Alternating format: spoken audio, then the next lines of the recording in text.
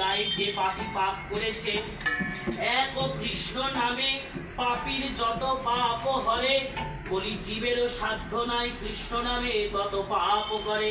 তাই এই ধুলা নয়, ধুলা যদি পড়ে পাপীর গায়ে,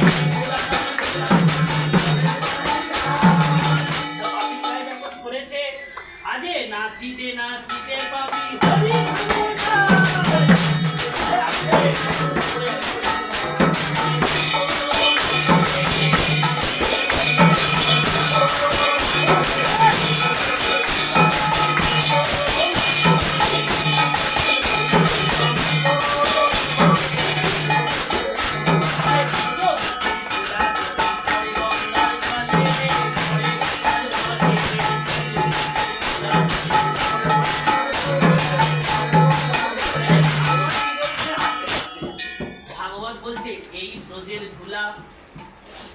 সব সময় কি গলায় তুলসীর মালা দিলে আর অঙ্গে তিলক করলে কি ভক্ত হওয়া যায়?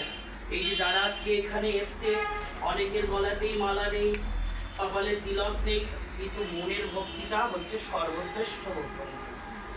ভগবান নিজে বলে গেলেন যে কেউ যদি মালা তিলক ছাড়াও যদি আমাকে কেউ নয়নের জল আর তুলসী পত্র দিয়ে যদি একবার হা গোবিন্দ বলে ডাকে, বলি কি আমি কি না এসে থাকতে পারি।